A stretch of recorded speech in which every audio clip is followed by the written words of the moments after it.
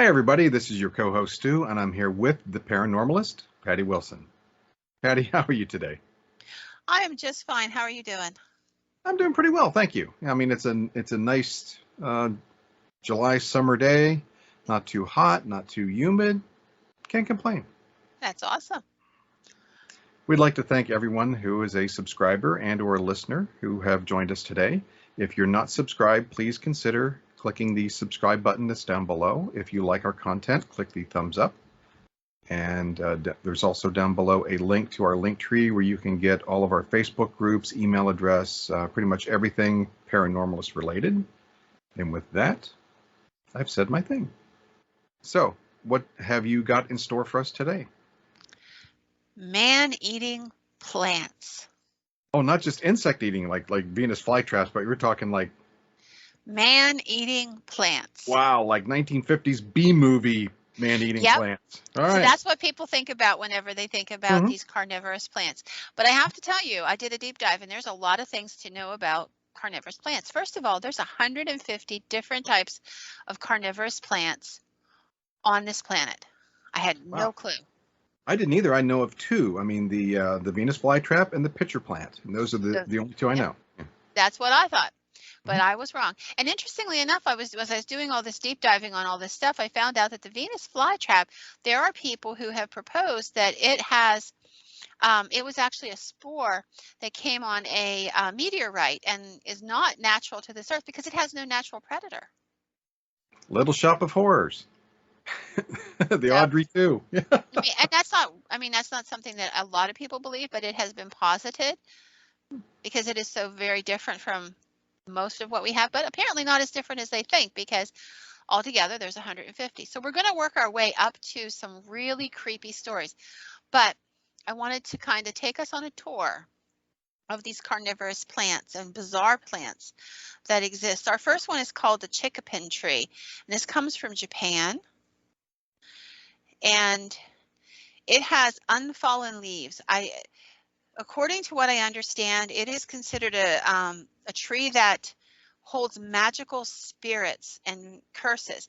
It is not necessarily always a carnivorous tree, but it's interesting. It never loses its bloom. So how it's described is it was a squat tree, and it sat in the middle of this garden in this beautiful, near this beautiful mansion in the 1600s. And the tree had these leaves that came up, and they were 2 inches thick at the base where they attached to the tree, and then came up about 2.5 feet wide and about 4 to 5 feet high. And so they're huge. And it was said that this tree had originally come from China, and that it would whisper and it would talk, and it had these pinkish fruits called jimishi, or human-faced child. They were large pink fruits that literally had ears. It looked like the face of a child. Oh, that's bizarre. If someone were to gather it and try to eat it, they describe the flavor of it as a pleasant, sour, sweet flavor, but no one felt comfortable, going after these plants because they literally had eyes, like their eyes were closed, mouths, noses, ears, and they were bizarre.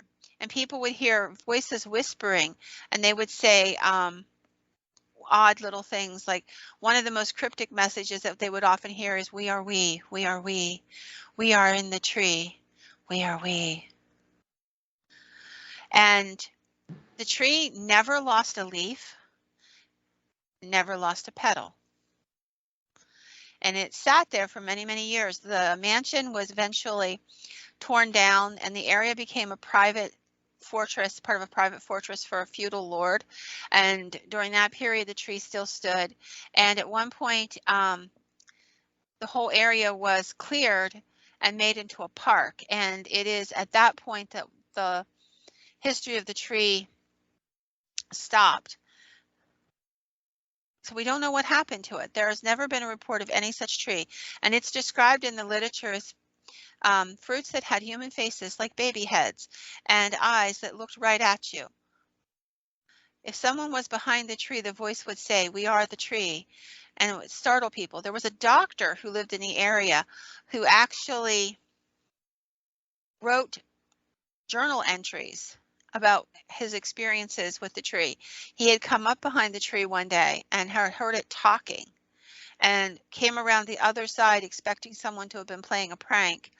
And the fruits, he said, were whispering. He was very rattled by this. Understandably so, I guess. Yeah.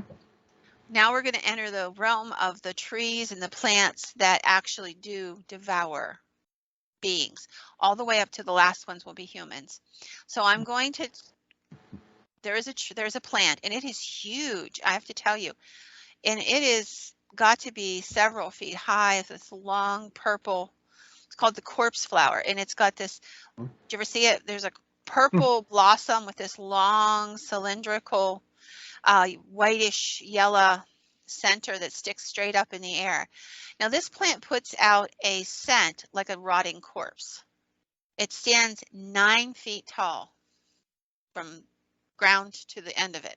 I have seen pictures of that, but I didn't know it was carnivorous. Yeah. It is. So what it does, the reason it puts out the smell it puts out is that there are animals and there are also insects that are attracted to that scent. You know, the carrion. So it will use the scent to lure them in. And as they come into the plant and get into that sticky center, it catches them and holds them there and digests them. I don't know much about that, but I thought it only bloomed very, very irregularly. Yeah. It does, but when it's blooming, that's whenever it puts out that scent, and that's when it catches some. That's how it gets its food to exist, and then from whatever it absorbs, when it goes dormant, that's what it has until the next feeding. Interesting. It's a fascinating plant. And they said that this plant's been known to grow as high as 4 inches in a day, a single day. So this thing moves very rapid. And once they get in that's inside that, like that center, like I said, it's got a sticky pollen that holds them inside so lizards, mice, small rodents, things like that, even rats, things like that can be trapped in this plant.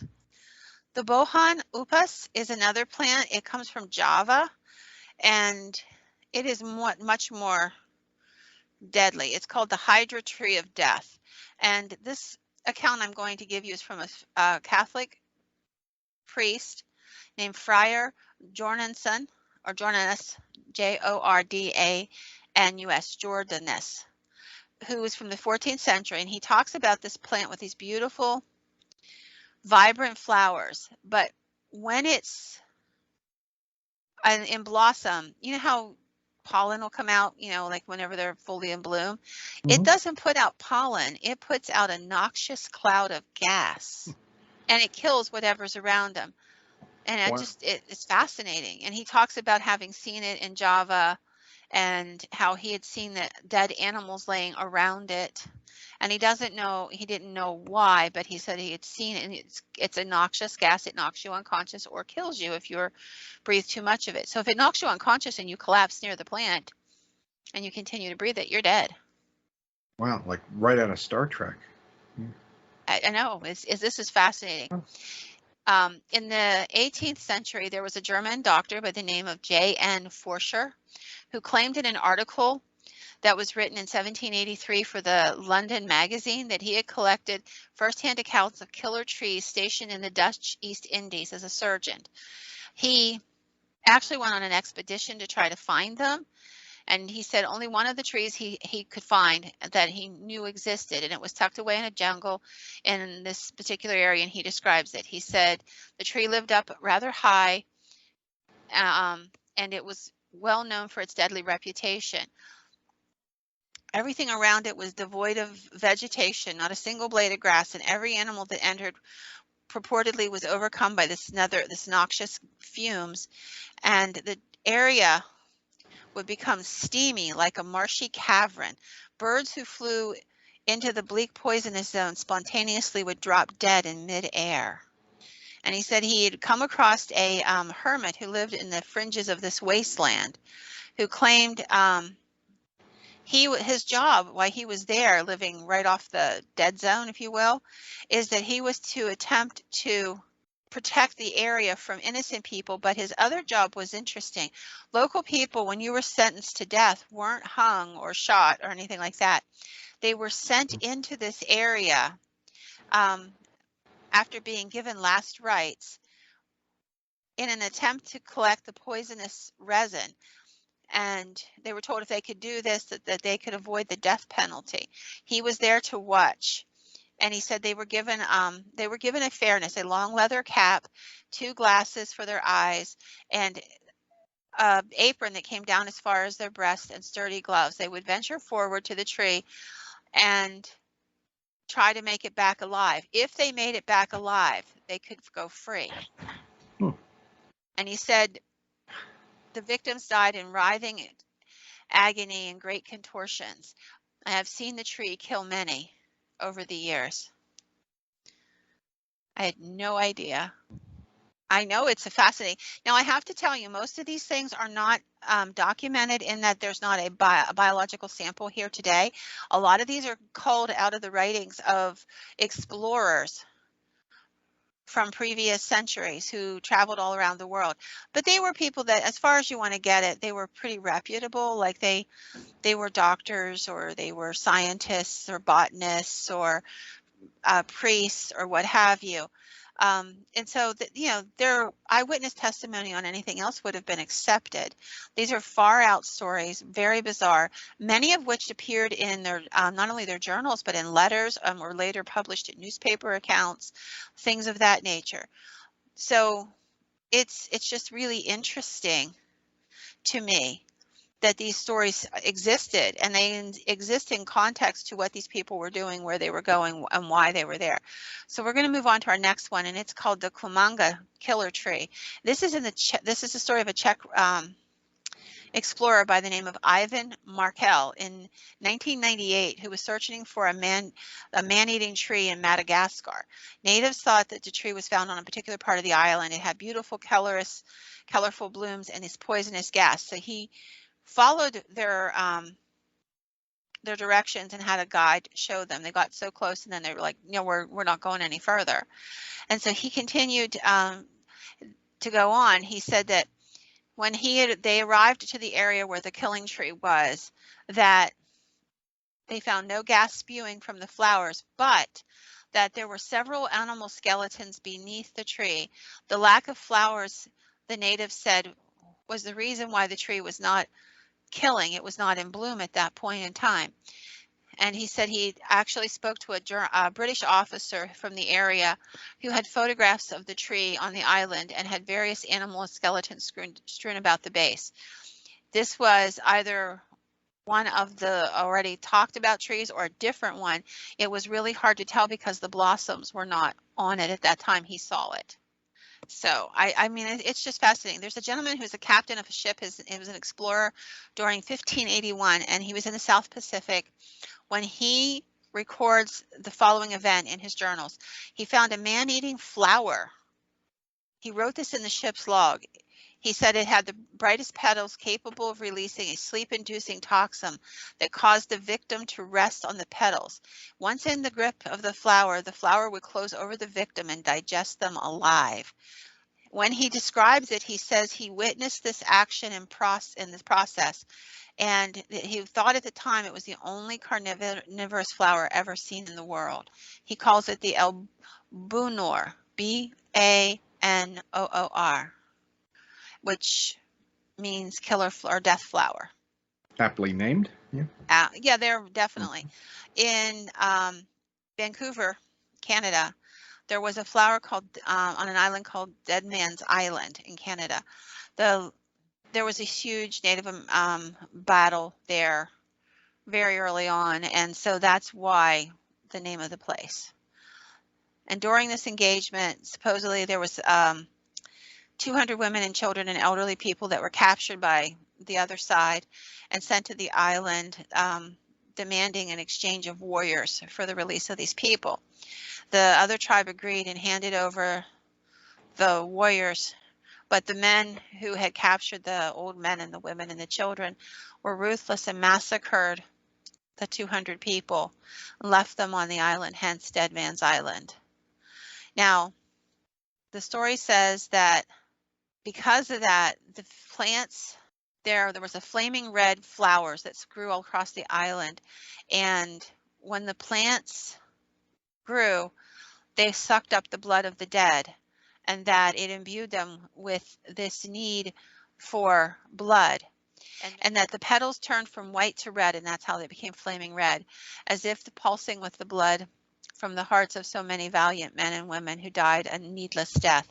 And so it is called Dead Man's Island, and these flame red flowers are there. And then if you get close to them, you get very ill. And I just thought it was a fascinating story, and I wanted to bring that concept up about plants drinking blood because we're going to come across it again later. So this was the first time I bumped into it. So there is a story in Central America of a vicious man-eating tree with long spikes that purportedly impels the victim. If anything or anyone gets near the tree, the spikes, the tree branches with the spikes on, move on their own. The spikes lay down against the bark of the tree and only rise up when there's a victim available. Now, I thought about that, and I thought that's just bizarre. But you know what? A Venus flytrap doesn't open until it senses there's motion around it. I've never had one of my own I with had fruit. them when I was a kid growing Okay. up. Yeah, and because I thought they were fascinating. So like a flies fly around, it'll open up wide unless it's digesting, and wait for it to land in that there's a little bit of sweet fluid down in there. So apparently this tree, the points from these spikes would actually rise up, and the tree would literally kind of sway until it was able to snag you with some of those spikes, at which point it would just kind of wrap around you, the spikes stabbing into you, and pull you toward it, where you would just hang there bleeding out, and it wouldn't let you go. You were just, and the more you thrashed, the more you were caught up in it, like a briar bush, but only on a tree. Yeah, and most of us thinking of a tree, I mean, we're thinking of, branches. Now, when branches are young, they're pliable, but that would indicate some, especially if they're bigger enough to hold a man or at least a large creature, they're going to be pretty thick in the first place. And I'd be fascinated to know what the biological mechanism would be to allow them to move like that. I honestly don't know, but I have come across several such stories, and I can't, and not that this tree was murderous, but I did when I was up in Rhode Island one time, go to a place and they had this tree and it was covered in thousands of thorns, supposedly the only one on the North American continent. It was brought back by a traveler, a sea captain many, many years ago, and it was fascinating. It had thorns easily 2 to 4 inches, depending on which ones, the more mature they were. It was bizarre. And, it just was really interesting to me. So when I thought about that, whenever I read this, and a lot of people call this tree the cannibal tree because it kills people, okay? And the more it literally absorbs the blood into the root system and against the trunk. And then whenever there's nothing left to absorb, then the spikes retract, and the victim just falls to the bottom of the tree. It says that in 1887, there was a guy by the name of J.W. Buell who, as I said about, he wrote about actually seeing the prey lifted in the air before they were sucked against the tree, and that once their blood was drained, the tree dropped away the remains of the victims. And what's going through my mind when I'm hearing these stories? I mean, are these actual trees, or are these trees, or being manipulated by evil spirits, other things that we've talked about before, maybe some other things we haven't talked about yet?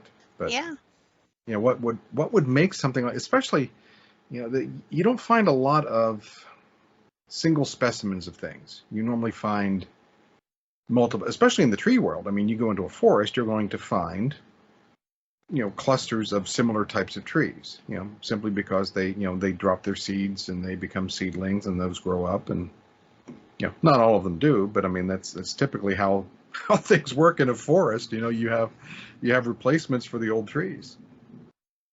Yep. It's just bizarre. We'll see. I mean, I don't know. I mean, I don't know how to tell you.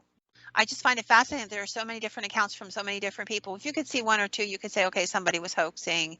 They took a little too much, whatever, they drank a little too much that day, whatever it turns out. But in this instance, it isn't that way, because at least it would require a great many people over a great length of time, because we're starting in the 1400s and working our way forward, and only occasionally does somebody come up with something like this. So, it's really interesting.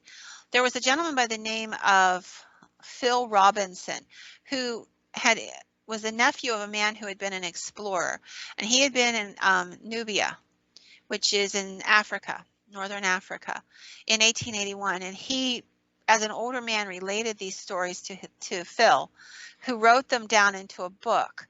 And he talked about this one called the Nubian tree, which had these beautiful aromatic flowers and this golden yellow fruit that looked like drops of honey. It was that amber color, you know what I'm saying? Mm-hmm. And this awful plant would rear its death shade in the middle of the fern forest, and all kinds of vegetation grew around it. It constantly dripped dew, so it allowed all these other plants that needed moisture would come, kind of grow up against it, these large spiky plants and what have you. And supposedly this plant would lure animals in and then kill them, and it used a poison that would get on their coats when they would kind of reach in for the plant, to touch the plant, and then they would just drop dead. The dew from the plant, as I said, continued to drip all the time, and the tree, or this was its type of tree, the tree would capture the prey with its sharp branches, pulling it in toward them so that it would, catch the poison on it, take a step or two, and then the branches would pull it toward it and devour it. I know, it's crazy, isn't it? Yeah, I'm trying to formulate a response and got nothing.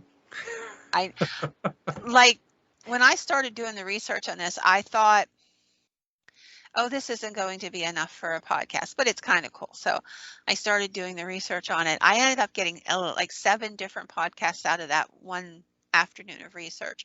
So there are others, but they're not all related to this subject, but just bumping into other things paranormal along that journey.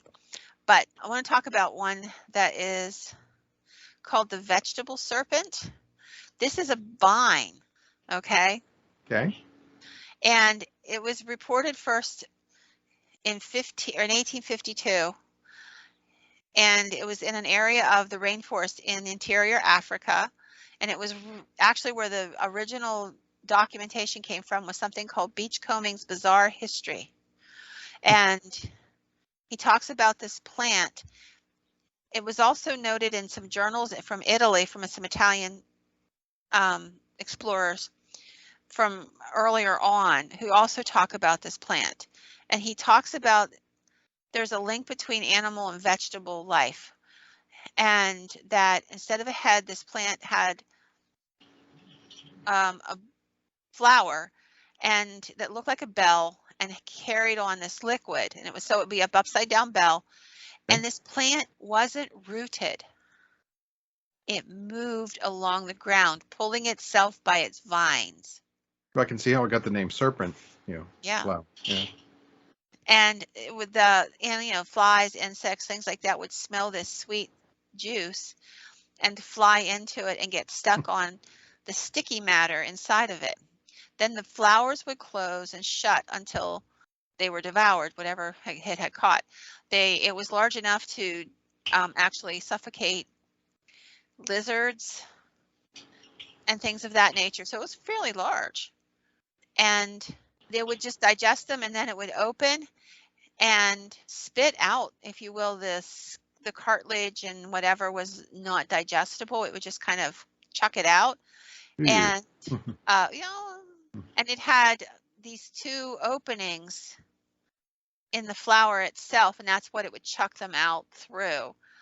And he describes it as it had a cartilage frame with yellow marrow. The natives considered this a delicious food if they could catch and kill one. And they actually talk about killing it. Catching one though, that's the that's the part that. I think you cut off the vines. Oh, okay. And it was also, there was also another report of it, and it was called, this man, his name's Mr. Dunstan, and he calls it the devil's snare. And he describes it more as an octopus, like with tentacles moving all around. And his account is interesting. So he had been living in that area for about 2 years, and he's writing in his journal about this later. He had heard about this. He was actually in Nicaragua, where he encounters it. And he had heard about this bizarre plant that they called the devil's snare. And so he convinces some of the natives to take him to the area. And while they find the plant, and while he's looking at it, he has his dog with him. They've walked several days into the bush to do this. And he said it grows along the swamp regions near Lake Narakarga. And he's collecting plant and insect specimens to take back with him. Suddenly, he hears his dog give a yelp and a whine of terror, and turns around, and he hurried to the source of the cries. The dog had gotten too close to this plant, and the dog was networked in a rope-like system of roots and fibers that moved and undulated. And it seemed like they exuded some form of liquid from its pores. It was gummy and thick, and like an adhesive, like a latex or something of that nature. And it had a foul odor. The dog was ensnared and struggling with this, wailing, trying to get out, obviously in pain. Desperate to help his dog, Dunstan tries to cut the dog free with his knife, but he finds them difficult to cut. And to his horror, the plant's rope-like tentacles wrap around his hands as he's trying to get into it, to cut it. And after enormous effort, he manages to cut free enough of the vines to pull the dog away. And he notices that anywhere that this liquid touched his hands, there's red blisters. And he said the dog was bloodstained and covered in spots, as if it had puckered little suckers all over it, breaking open the skin and sucking out the fluid. He said the dog was alive, disoriented, and it was difficult for the poor dog to walk. He was a naturalist, and this was his expedition, and he had heard of this thing. He couldn't believe that it was for real. He tried to collect information, tried to collect a piece of it, and he said it was very difficult to approach or handle. And eventually he drew photographs or drew pictures of it and tried to mark where he had found it, and decided that before somebody got hurt, the dog, he doesn't make any report of whether the dog survives or not, but before somebody gets seriously injured, he decided that he would pull up stakes and leave. And he said it was like there were tons of these little sucker bites all over the dog. Wow. And he said there was a lump of raw meat torn from his hand. He realized where he had been, trying to cut that vining away. And he said it was as though this thing was literally drinking the blood. And he described it as very hard to get off. It latched on with little hooks or suckers and tried to actively attach him. He calls it, he said other people would call it the vampire vine. He had heard it referred to that way as well. So in 1874, a letter was written by a German traveler by the name of Karl Leich. He was writing journals, magazine articles, and what have you about his explorations. And he's traveling through Madagascar. Now, this is one of the most bizarre stories I ever heard. He wanted to go into the interior to catalog unusual plants. And so he talked to a local guy by the name of Hendrik, who was a European who had been living there for many, many years. He knew the whole area and most of the people. And he had been told that there was this group of cannibals on a secluded section of the island who would kill you. And they were called the Makotos. but there was also supposed to be very strange plants in that area as well. So he talks to Hendrik, and Hendrik says, "Hey, you know, the stuff about the Makutos is way exaggerated. They're not going to eat you. They're not cannibals. And I know them. I know some of them, and I'm pretty sure I can get you in there and out safely. So, yeah, I'll take you there." So he takes him into this area, several days walk into the interior. They come through this really bad swampy space and up to the Makoto village. And Hendrik's as good as his word. He does know them. And they're given sanctuary to sleep there, a mud hut to sleep in, and allowed to stay in for a while. And so they kind of settle in, and like thinks that, you know, hey, this is cool. I'm going to get to chronicle all this, and I can go out in the daytime and gather these weird species of plants. And one day, the Makoto leaders come and gather everybody up. There's this big ceremony that's going to happen. And they march deep into the swamps there, and they come up to this tree. And it was a tree that they actually let Lyke and Hendrik go with them. And it was like a tree he had never seen anything like it. He described it as pineapple colored with dark brown and hard as iron, about 8 foot tall. From the top of it, there were 8 gigantic stiff leaves, like doors that could swing on hinges, he describes them. He says they're 12 foot long and very thick at the base where they attach to the tree. And there's little tiny hooks on the leaves that are turned up like a cow's horn, like they stuck up in the air like little cow's horns.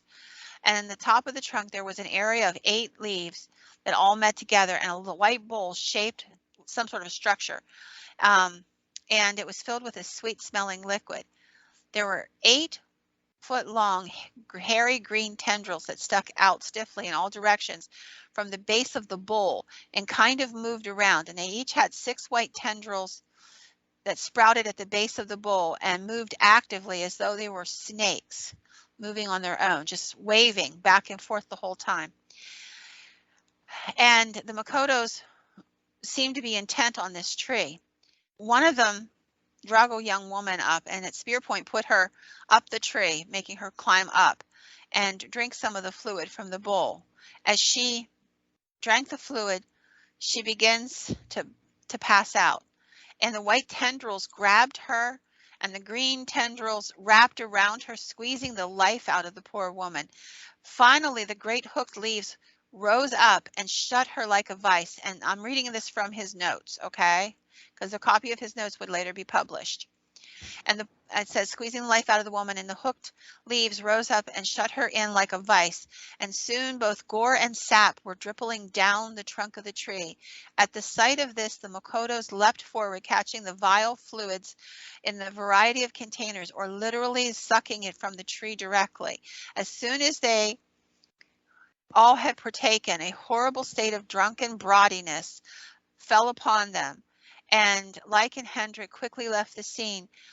Over the next 10 days, Lyke kept checking back on the tree. On the 10th day, it reopened, and a white skull lay at its base. Lyke then explained that he had spent a total of 21 days exploring the area and examining 6 different species of trees, though none of the others were as large as the one that was washed up by the Makoto. And he said, I saw a playful lemur one day come too close to one of the trees, and it was seized, crushed, and wrapped so quickly it was snatched literally out of the air. This letter would then be sent, eventually would be published in newspapers around the country, around the world actually. And I actually found a newspaper account. I have an account for, like, we can go in and look at old newspapers, and I actually found an account of the exact letter as it was written. So this story was so fascinating that in 1924, Governor Chase Osborne, who was the governor of Michigan at one time, published a book entitled Madagascar, Land of Man-Eating Tree. And he literally went to Madagascar and attempted to find this tree. He was completely convinced from the descriptions and all of the notes made that the tree actually existed. I thought it was just amazing. They talk about another tree, one more tree that we would like to talk about, and that is about a tree that was also in Japan, and this tree would literally wrap itself around a person. So you would come up to the tree, it'd have these flowers on it, this great big bud. It sounded like it was about 4 to 5 foot tall.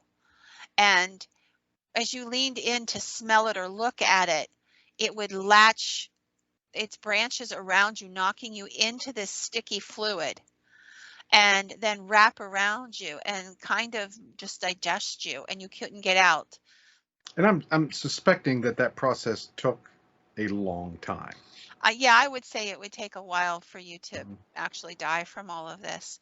And during this process, I found out a couple things that were really fascinating. Going back to our little Venus flytrap, scientists believe that the reason anesthetics work for us is it messes with our sympathetic nervous system.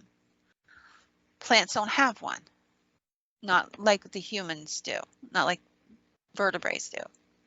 However, if you shoot up a Venus flytrap, and this doesn't happen for all other plants, but if you would expose a Venus flytrap to anesthesia, it will stop sensing as though it's asleep or numb, and the little hairs that trigger the plant to open and close don't work for at least 90 minutes. So in other words, it actually functions biologically like a vertebrae. All right, so if you're going to go into an area where you have reports of those man-eating trees, put little ampules of propofol all over yourself. I just thought this was really fascinating. As I said, there's so That many of these is. stories. Yeah. And by the way, you were talking about the Little Shop of Horrors. That actually was the genesis for that was the story I told you about the woman who was forced up into the tree and devoured. That is the genesis for that showing Mm. up because somebody had read that and added the crazy man-eating plants to the process.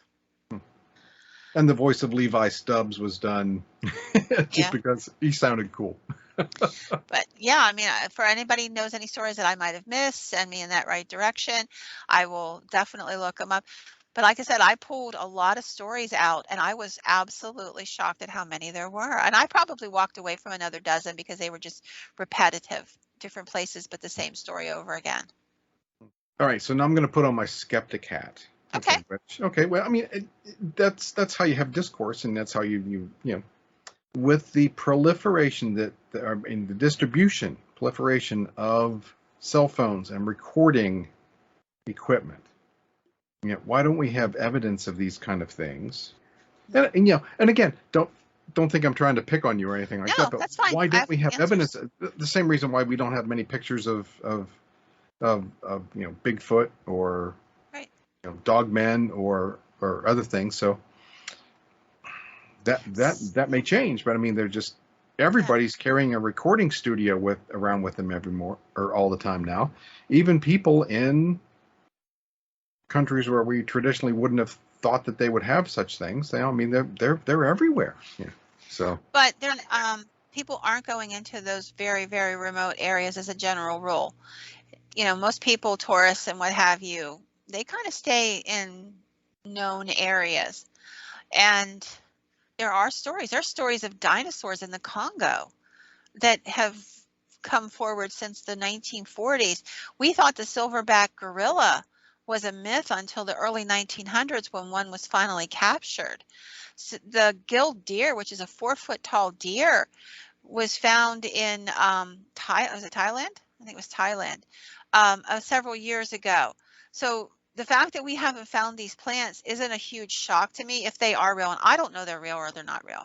But the fact that we every year we're finding species of animals, and not all of them tiny things. You know, a 4-foot long deer with a tall deer with a gills in its nose is a pretty significantly large animal, but we didn't come across it until, you know, maybe 15 years ago. So I think there could be a couple different things. They're in very remote areas. Like I said, most people don't travel into remote areas in Africa, Madagascar, places like that. They go and they do the tourist shtick. They just do. And South America is pretty much the same thing. There's a huge amounts of land. Even here in our own state, there's thousands and thousands of acres of land that probably hasn't seen a person in many, many years. So I don't know what's out there. Maybe one day we'll be shocked by what they find. They're finding things in the oceans that we didn't think were there, coelacanth and all kinds of other prehistoric things. So one day we may be visiting this subject again to say, okay, folks, they found this plant that's like 8 foot tall that could digest a person. But until then, be careful when you go in the woods. With that, I am done. All right. Well, appreciate that. And you have yourself a good evening. You too.